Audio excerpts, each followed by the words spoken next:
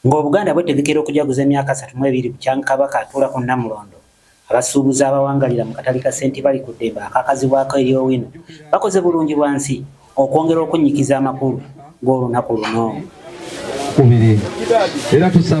Akuliddemu enteekateeka eno Obedi Sserunjogi agambye nti bakoze bulungi bwansi okwongera okuggyayo omulamwa gw'okukolera awamu. Lunaku lwankya bwe tumalira okuyonja bulungi kola bulungi bwansi wano mu Ssentibali ku Ddembe, ate enkya tugenda kwera nga twegatta ku mukolo gw'okumwaniriza ekibuli ffenna. N'olwekyo nebaza nnyo ttiimu ezze, abaami ba Ssaabasajja ab'omu luka guno n'abatongole ba wano n'abakungu ba Ssaabasajja bonna aba bulungi bwansi okuba nga tukwatidde wamu okuyonja Ssentibali ku Ddembe.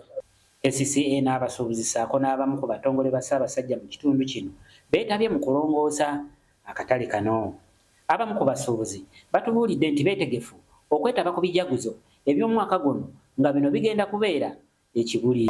Tuli ku bulungi bwansi olwaleero nga kitubakatako kubanga guno omulundi si gwe gusoose tuzze nga tugira ki naye ekyayiro kyansusa olw'ensonga emyaka 32 sijja kugira ki sijja kusagira twebaze omutonzi Mukama tubiri Ssaabasajja Kabaka etuteekamu amakanzu n'amakooti abakyala beesibe eggomesi zaabwe okujaguza amatikira g'abeene ag'emyaka 32. Basuubira bwera tuzinayo n'olunaku ekyoto okugombolola bale tubakunga abavubuka bannaffe tugende ku kyoto kyaffe eky'eggombolola Kampala Masekkati Mitubeena. Nkowoola buli muntu yenna ajje tukole obulungi bwansi olw'ensonga abeene yateerawo ekintu kino okwegatta okubeera ekintu ekimu.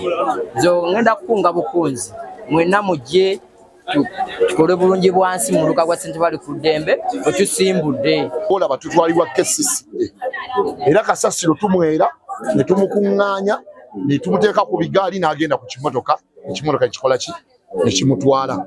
Ate ffe tukyebaliza Katonda nti enkolagana yaffe nga ffe abakulembeze ba Ssentibali ku Ddembe ne KCCA badde nnungi. Ate Ssaabasajja Kabaka n'abanga akubiriza naddala ffe abavubuka omulembe guno nga bwe yagutukwasa, atukubiriza okwekuuma, atukubiriza okuba n'empisa, atukubiriza okuba obumu, era twebaza nnyo Ssaabasajja Kabaka okubanga omulembe guno yagutukwasa. Era nga tusaba omutonzi ayongere okumutukuumira abeerewo emyaka emirala mingi ng'ali ku ntebe y'abajjajjaabe ng'atulamula. Abalala basanyufu okulaba nga Beene ajaguza emyaka 32 ng'alamula Obuganda.